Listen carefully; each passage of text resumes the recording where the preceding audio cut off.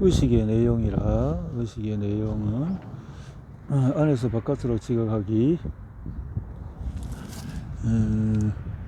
눈을 뜨자 세상이 보인다. 나는 캘리포니아 산타크루즈에서 북쪽으로 몇 킬로미터 떨어진 사이프 숲 속에서 넓은 목조주택에 키 큰 나무 속에서 쟁반이 있고 커피가 이렇게 속에서 한각을 의식할 때마다 무언가를 때로는 많은 것을 지각을 한다. 두개골로 봉인된 채 바깥 세상에 무엇이 있는지 알아내는 저 머리 위에 내가 된다는 것이 어떤 것인지 생각해보자. 나는 본질적으로 모호한 이런 감각 신호를 어떻게 이에 해당하는 사물을 또 사람 장소 가득한 지각적인 세상으로 변환할까? 우선 지각에 대해서 일반적인 관점을 살펴보자. 마음과 독립된 바깥 현실은 색, 모양, 질감 같은 실제적인 속성을 지닌 사람 장소로 가득 차 있다. 감각은 세상을 보이기는 투명한 창 역할을 해서 사물과 그 특징을 감지해서 이 정보를 뇌에 전달하고 뇌는 복잡한 신경 프로세스를 통해서 이 정보를 읽어 지각을 형성한다. 이런 관점은 매력적이다. 우리는 내가 두개골 안에 들어앉은 일종의 컴퓨터로 자기에게 도움이 되도록 감각 정보를 처리해서 그래서 상형식인 과정이라고. 자, 상형식 특징 감지로서의 지각이라 이렇게 상형식인 모델의 작동 방식을 살펴보자. 강파, 음파, 막과 냄새를 전달하는 분자 이렇게 본다면 사물, 사람, 기타 모든 것을 이루어진 바깥 세상은 뇌로 흘러들어가는 감각 데이터에 강해서 추출된 일련의 특성으로 요약이 된다. 언뜻 보면 이런 상형식인 지각 관점은 우리가 뇌의 해부학에 대해서 알고 있는 사실과 일치한다. 뇌 활동 연구도 상형식인 관점으로 따르고 있다. 이렇게 기초적이지만 인공 지각 체계를 구축할 수 있다. 자, 긍정적인 정황을 고려하면 사물이 어떻게 보이는가라는 상형식 지각 관점에 상당히 견고한 기반으로 보인다. 비트겐슈타인은 사람들은 왜 지구가 자전한다고 생각보다도 태양이 지구를 돈다는 생각을 더 자연스럽다고 할까? 전설적인 독일 사전가 루트비 지각도 태양과 마찬가지다. 눈을 뜨면 바깥에는 실제 세상이 있는 것처럼 보인다. 오늘 브라이튼의 우리 집에서 산타크루즈에서 본 사이프러스 나무는 없고 면허대처럼 흐트러진 책상과 구석의 빨강 의자, 창나무 굴뚝 청소부만 보일 뿐이다. 모두 특정한 형태와 색깔을 지닌 것처럼 보이고 가까이 있는 것은 냄새와 질감도 있다. 이것이 사물이 보이는 방식이다. 과정. 이런 관점이 완전히 새로운 아이디어는 아니다. 하향식 지각 이론이 희미하거나 하기나마 처음 드러난 것은 고대 그리스 플라톤의 동굴 우화다. 평생 동굴에 묶인 채 벽을 바라보아야 하는 죄수들, 불 앞을 지나가는 사물이 두리워진 그림자의 움직임만을 볼 수 있지만 죄수들에게는 그림자가 현실이므로 그들은 그림자의 이름을 부여한다.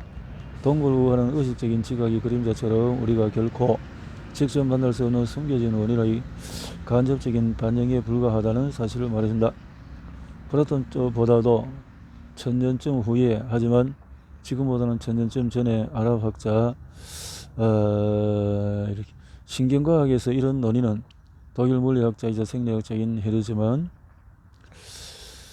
1970년대 심리학자 리처드 그레고리는 지각을 일종의 신경가설 검증으로 보는 이론을 통해서 헬름홀트의 개념을 다른 방식으로 구축을 했다. 최선을 보통 우리가 환각이 일종의 내부적으로 생성된 지각으로 조현병이나 알베르트 호프만의 환각 모험처럼 실제로 존재하지 않는 무언가를 보거나 듣는 것이라고 여긴다. 지각이 제어된 환각이라면 환각은 제어되지 않은 지각으로 볼 수 있다. 이제 색깔을 지각적으로 경험한다는 것이 무엇인지 살펴보자. 인간은 시각체계는 놀랍지 않은 전체 빛 스펙트럼 중에서 적외선과 자외선 사이의 아주 좁은 영역에만 반응한다. 우리가 지각하는 모든 색깔, 우리의 시각 세상을 이루는 각 부분은 모두 이 좁은 현실의 조각 일부에 바탕을 두고 있다. 이것만 보아도 지각적인 경험이 객관적인 바깥 세상을 포괄적으로 표현할 수 없다는 사실을 알 수 있다. 신경생리학자에게 물어보면은 우리는 색에 민감한 망막 원추 세포가 일정 비율로 활성화될 때 특정한 색을 지각한다고 말할 것이다. 틀린 말은 아니다. 현상과 전무와는 거리가 멀다. 그렇지만 그렇다는 거죠. 색에 민감한 세포의 활성과 색 경험은 1대1로 대응하지 않는다. 색은 사물 자체의 절대적인 속성이 아니다. 오히려 색은 빛이 변하는 조건에서 내가 사물을 인식하고 따라갈 수 있도록 진화가 고안해낸 유용한 장치다. 방구석에 있는 빨간 의자를 보았다는 중간적인 경험이 있다고 해서 의자가 정말 빨갛다는 의미는 아니다. 의자가 빨간 같은 현상적인 속성을 갖고 있다는 것이 대체 무슨 의미인가? 의자 자체는 못생기거나 구식이거나 아방가르드 스타일이 아닌 것처럼 빨강 자체가 아니다. 대신에 뇌는 지각 메커니즘을 통해서 의자 표면에 빛을 반사하는 방식이라는 특별한 속성을 추적할 수 있을 뿐이다. 빨강은 이 프로세스에서 일어나는 주관적이고 현상학적인 속성일 뿐이다. 내가 빨간 의자를 볼 때에 경험하는 빨강은 의자의 속성과 뇌의 속성에 따라서 달라진다. 더 넓어 본다면 이런 관점은 색 경험이라는 영역을 훨씬 넘어서 모든 지각에 적용이 된다.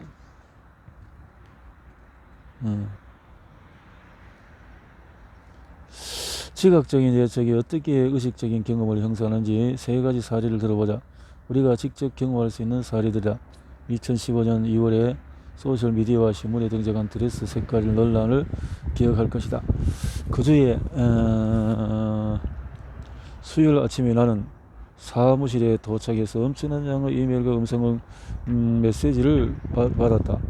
갑자기 인터넷 여기저기서 튀어나온 이 현상을 설명하기 위해서 안간힘을 쓰던 언론이 최근에 시각 환상에 관한 짧은 책을 공동저서로 내게 연락해 온 것이다. 드레스 색깔 논란은 사진 속 드레스가 어떤 사람들에게 파란색과 검은색 줄무늬로 보이고 다른 사람에게는 흰색과 금색 줄무늬로 보인다는 사실이 우연히 발견되면서 일어난 논란이었다. 어느 한쪽으로 본 사람들은 자신이 보는 방식이 맞다고 확신했고 같은 드레스가 다른 식으로 보인다는 사실을 믿지 않았다. 인터넷에는 상반된 주장이 넘쳐났다. 상반된 주장이 넘쳐났다. 처음에 나는 그 현상이 거짓말이라고 생각을 했다. 내게는 분명 사진 속의 드레스가 파란색, 검은색으로 보였고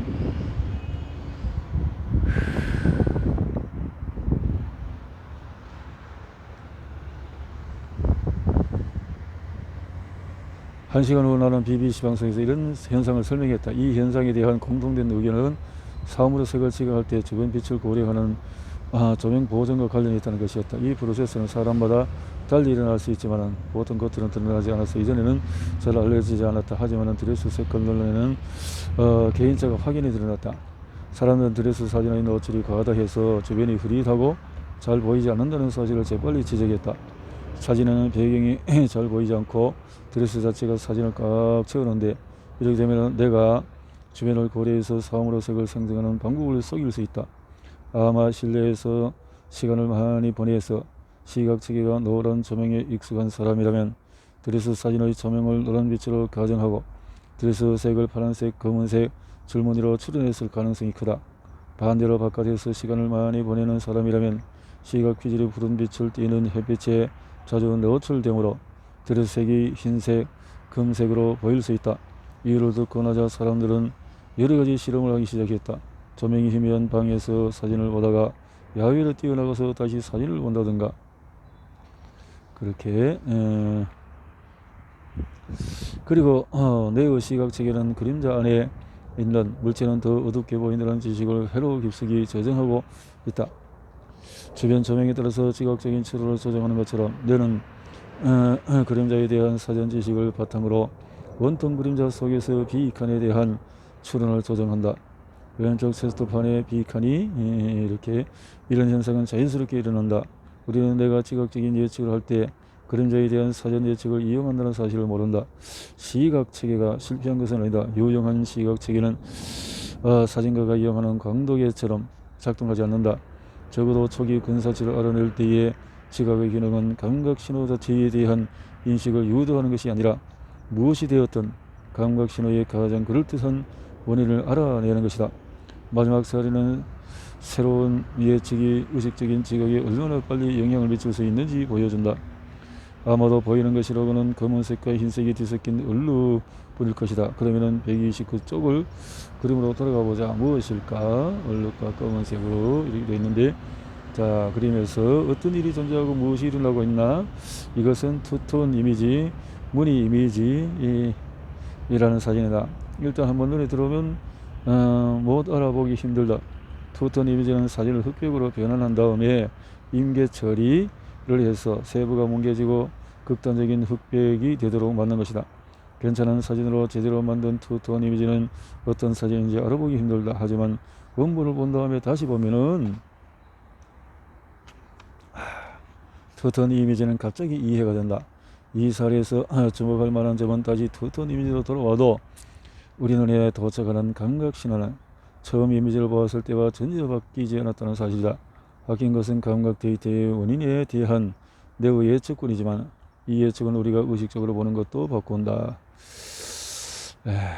자, 세 가지 사례는 분명히 의도적으로 만든 단순한 사례지만 지각이 생성하고 창의적인 활동이라는 사실이 드러낸다. 지각은 능동적이자 감각신호이자 이 감각신호를 상황에 맞춰서 해석한 것이며 감각신호와 연관이 된다. 앞서 살펴보았듯이 지각적인 경험이 뇌기관 예측으로 구축된다는 이론은 시각이나 청각뿐 아니라 모든 지각이 항상 어디서든 적용이 된다. 이 원칙의 중요한 의미 중에 하나는 우리가 세상을 그 자체로 경험하지 못한다는 점이다. 실제로 칸트가 누메논이라는 개념으로 지적했듯이 세상을 그 자체로 경험한다는 것이 무슨 의미인지도 알기가 어렵다. 앞서 살펴보았듯이 색 같은 기본적인 것조차도 세상과 마음의 상호작용 속에서만 존재한다. 그래서 우리가 방금 살펴본 사례들처럼 지각적인 현상이 우리가 보고 듣고 만진 것과 실제에 존재하는 것 사이의 불이치를 드러낼 때 놀라겠지만 지각적인 경험을 단지 현실과 직접 일치한다는 정확성으로만 판단하지 않도록 주의해야 한다. 이런 식으로 이해하는 정확한 또는 진정한 지각은 망상이다. 지각세계의 제어된 환각은 개념적인 이해가 불가능한 바깥 현실로는 투명한 창이 아니다. 제어된 환각은 우리의 생존 가능성을 강화하려고 진화가 고안해 한 것이다. 다음 몇 장에 걸쳐서 이런 생각을 더 깊이 살펴볼 것이다. 첫 번째 반론은 지각을 제어한 환각으로 보는 관점이 현실 세상의 부정할 수 없는 측면을 부인한다는 것이다. 제어된 환각은 달려오는 기차나 고양이 커피잔처럼 세상에 있는 사물의 존재를 무시하지 않는다. 제어된 환각이라는 말에서 제어는 환각만큼이나 중요한 단어다. 지각에 대한 이런 설명은 무슨 일이든 일어난다는 의미가 아니라 지각적인 경험 속에서 세상의 사물이 나타나는 방식을 내가 구축한다는 의미다. 이렇게 말한 김에 개혁주의 철학자 존 로그가 구별한 1차적인 특질과 2차적인 특질을 살펴보자. 로크는 공간을 점유하거나 경감을 지니거나 움직이는 등 관찰자와 무관하게 존재하는 특질을 사물의 1차적인 특질이라고 보았다. 달려오는 기차는 이런 1차적인 특질을 풍부하게 지닌다. 따라서 당신이 이 특질을 관찰할 수 있든 그렇지 않든 또는 지각의 본질에 대해서 어떤 믿음을 가지고 있든 기차에 뛰어드는 것은 좋은 생각이 아니다. 2차적인 특질은 관찰자에 의존해서 존재하는 특질이다. 2차적인 특질은 마음속에서 감각 또는 생각을 만드는 사물의 속성이며 사물과 독립적으로 존재하지 않는다. 색 경험은 특정 지각 도구와 사물의 상호작용에 따라서 달라지므로 2차적인 특질의 좋은 사례다. 제어된 환각이라는 관점에서 보면은 사물의 1차적인 2차적인 특질은 모두 능동적이고 생산적인 프로세스를 통해서 지각적 경험을 유발한다. 하지만 1차적, 2차적 특질이 유발하는 지각적인 경험의 내용이 항상 그 사물과 상응하는 특질과 일치하지는 않는다. 두 번째 반론은 새로운 것을 지각하는 능력과 관련이 있다. 우리가 무언가를 지각할 때 형성된 최선의 추측이 필요하다. 이것이 사진의 원본인데 이것이 원본인데 흑백으로만 해버리니까 그런 차이가 나는군요. 소화 그러나 실제로 텔레비전 영화 심지어 책에서 본 적이 없다고 생각해 보자. 이야, 이렇게 차이가 나버린다, 그죠? 흑백이 저기 흑이냐 백이냐. 이에 대한 짧은 답변은 고릴라가 완전히 새로운 지각적 경험이 아니라는 것이다. 고릴라는 팔과 다리가 있는 털 전생이며 우리나라 조상들은 그런 특질의 일부 또는 전부를 가진 다른 생물을 본 적이 있을 것이다. 더 일반적으로 본다면 고릴라는 털이 있지만 분명히 경계가 있고 합리적으로 예측이